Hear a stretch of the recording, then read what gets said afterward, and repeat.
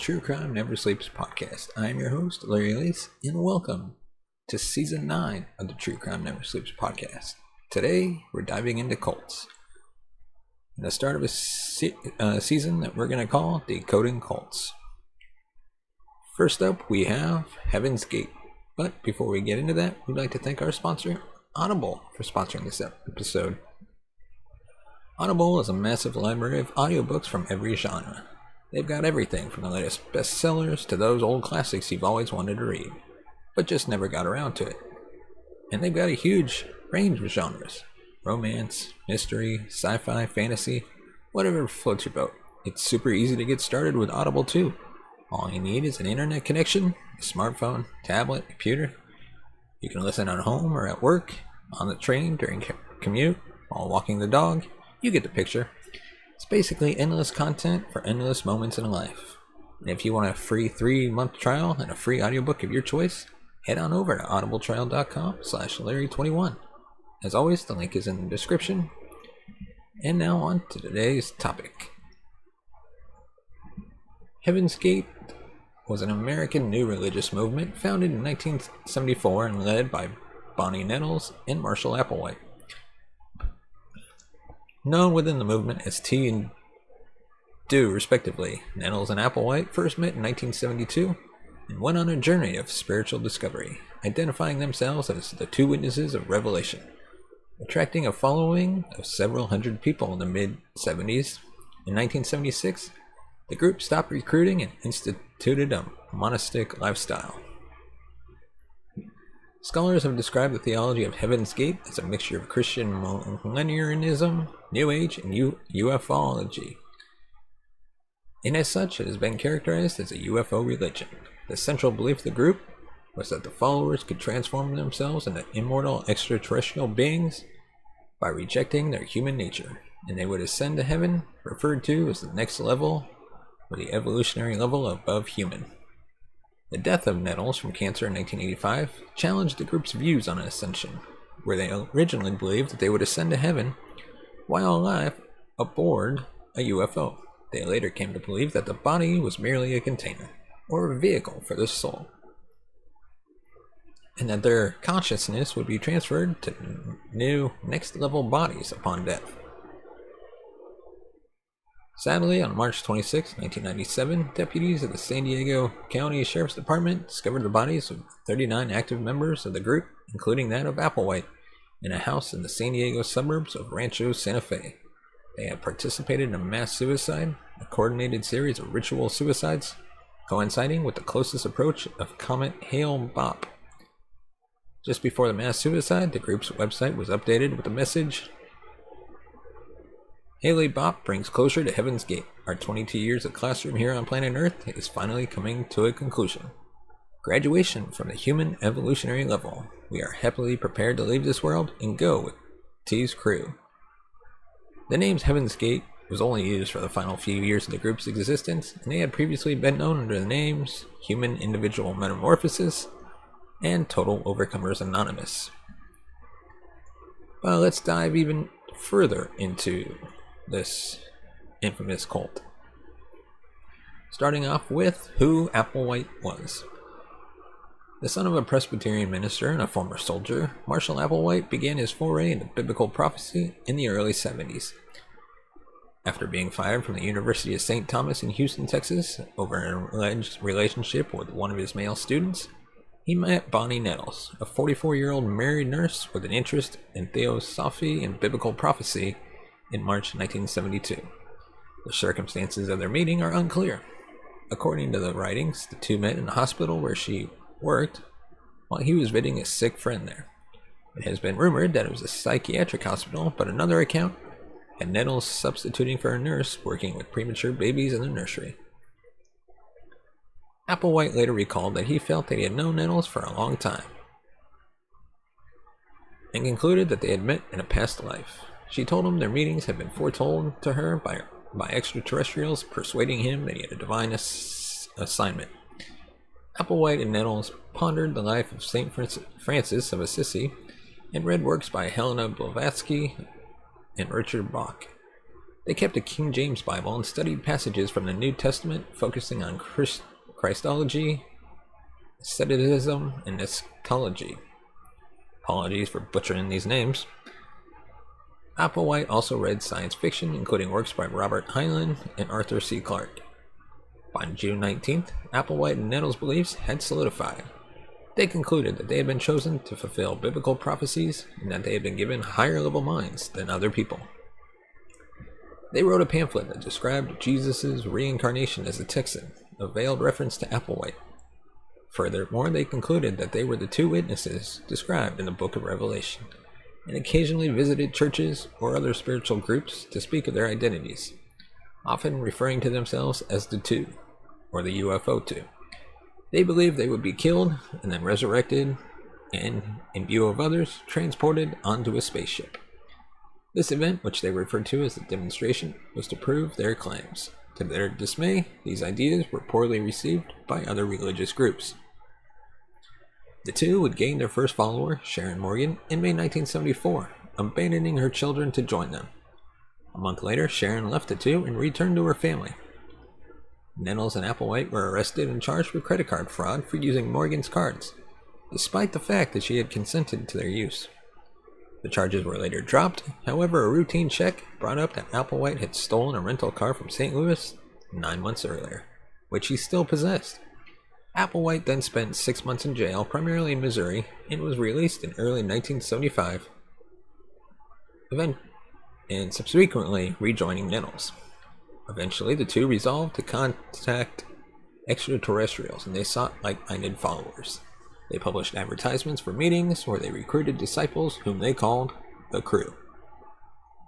At the events, they purported to represent beings from another planet, the Next Level, who sought participants for an experiment. They stated that those who agreed to take part in the experiment would be brought to a higher evolutionary level. In April 1975, during a meeting with a metaphysical group of 80 people led by Clarence King, in Joan Culpepper's Studio City, Los Angeles home, they shared their simultaneous revelation that they had been told they were the two witnesses in the Bible's story of the end time. According to Benjamin Zeller, while accounts of the meetings differ, all describe it as a momentous and agree that Applewhite and Nettles presented themselves as charismatic leaders with an important spiritual message. Around 25 individuals were induced to join the group.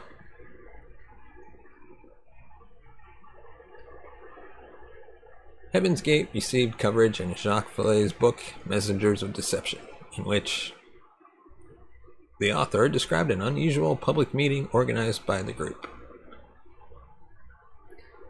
He expressed concerns about contactee groups' authoritarian political and religious outlooks, and Heaven's Gate did not escape criticism. Known to the media, though largely ignored, Heaven's Gate was better known in UFO circles and through a series of academic studies by sociologist Robert Balch. In 1994, the LA Weekly ran an article on the group, then known as the Total Overcomers. Richard Ford, who would later play a key role in the 97 group suicide, discovered Heaven's Gate through the article and eventually joined them, renaming himself Rio D'Angelo. Coast to Coast AM host Art Bell discussed the theory of the companion object in the shadow of Hale-Bopp on several programs as early as November 1996. Speculation has been raised as to whether Bell's programs contributed to Heaven's Gate's group suicide, which Knowledge Fight host Dan Friesen blames more on Courtney Brown rather than Bell. Louis Theroux contacted Heaven's Gate for his BBC Two documentary series, Weird Weekends.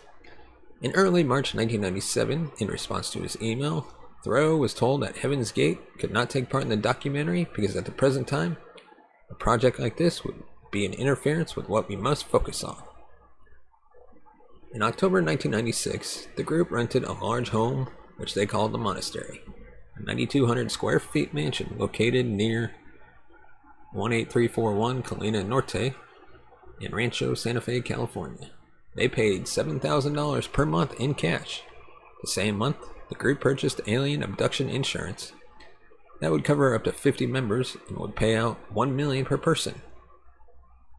The policy covered abduction, impregnation, or death by aliens. Prior to this, in June 1995, they had purchased land near Manzano, New Mexico, and began creating a compound out of rubber tires and concrete, but left abruptly in April 1996. On March 19th to the 20th, 1997, Marshall Applewhite taped himself in Dew's final exit, speaking of a mass suicide and the only way to evacuate this Earth. After asserting that a spacecraft was trailing Comet Hale-Bopp, and that this event would represent the closure to Heaven's Gate, Applewhite persuaded 38 followers to prepare for ritual suicide, so their souls could board the supposed craft. Applewhite believed that after their deaths, a UFO would take their souls to another level of existence, above human, which he described as being both physical and spiritual. Their preparations included each member videotaping a farewell message. To kill themselves, members took phenobarbital mixed with applesauce or pudding and washed it down with vodka. They secured plastic bags around their heads after ingesting the mix to induce asphyxiation.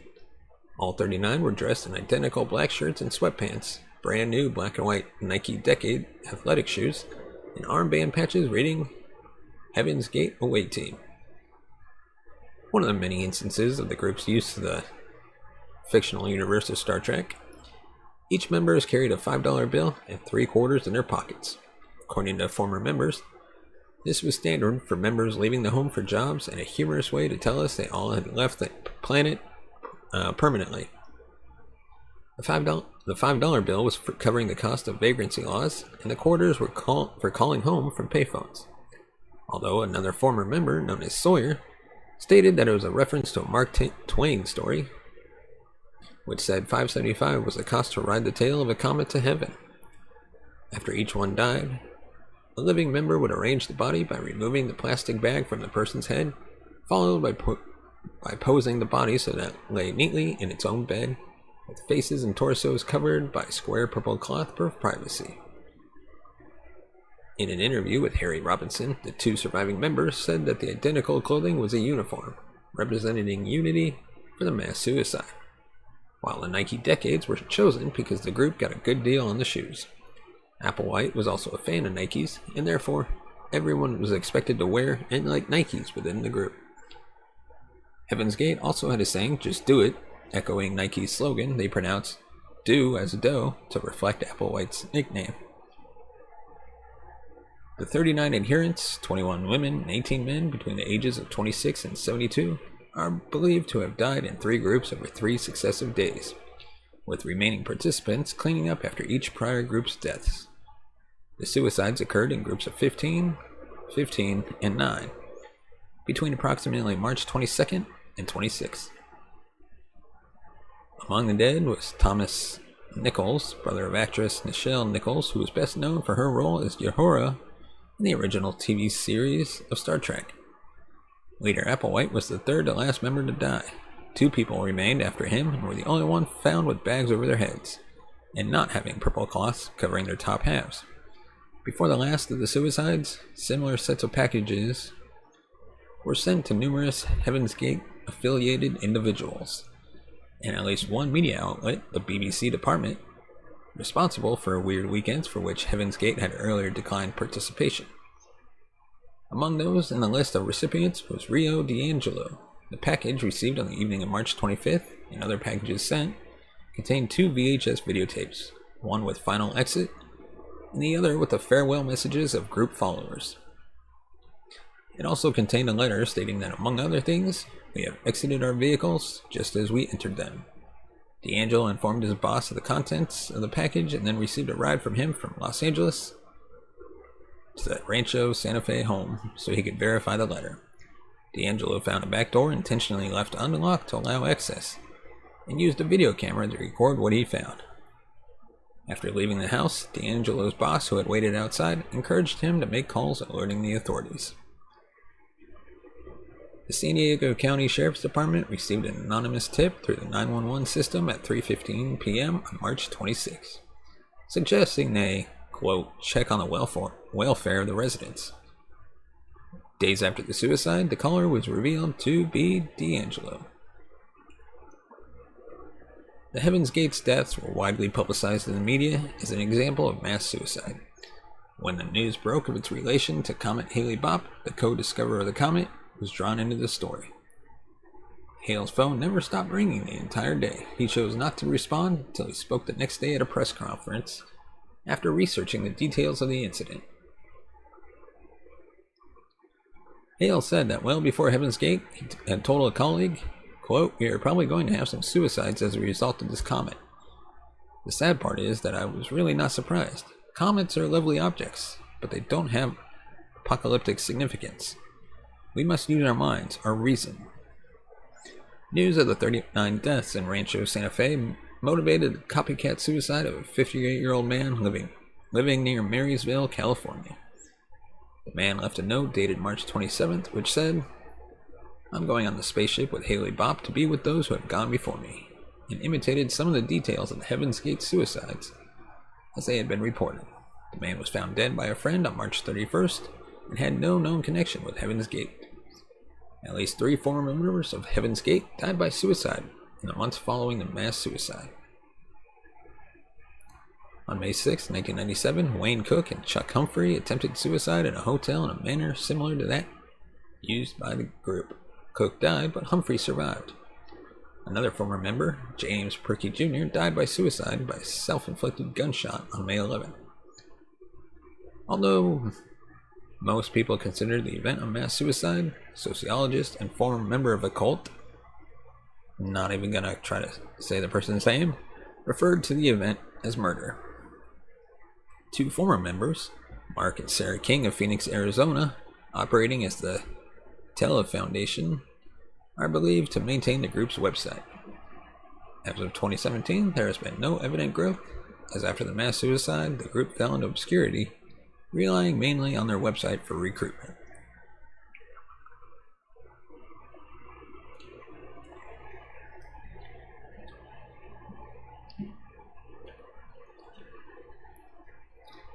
In a group open only to adults over the age of 18, members gave up their positions and lived an ascetic life devoid of indulgences. The group was tightly knit, and everything was communally shared. In public, like we previously said, each member of the group always carried a $5 bill and a roll of quarters. 8 of the male members of the group, including Applewhite, voluntarily underwent castration as an extreme means of maintaining a lifestyle. The group initially attempted castration by having one of its members, a former nurse, perform the castration, but this attempt was unsuccessful, almost resulting in the patient's death, and caused at least one member to leave Heaven's Gate. Every castration that followed, the first one was done in a hospital. The group earned revenue by offering professional website development under the business name Higher Source. The cultural theorist Paul Virillo described the group as a cybersect due to its heavy reliance on computer-mediated communication prior to its collective suicide. So how about those Nike decades? The infamy caused by the mass suicides, limited availability, and their sudden and unceremonious discontinuation have been cited as reasons for the high resale value of Nike decades.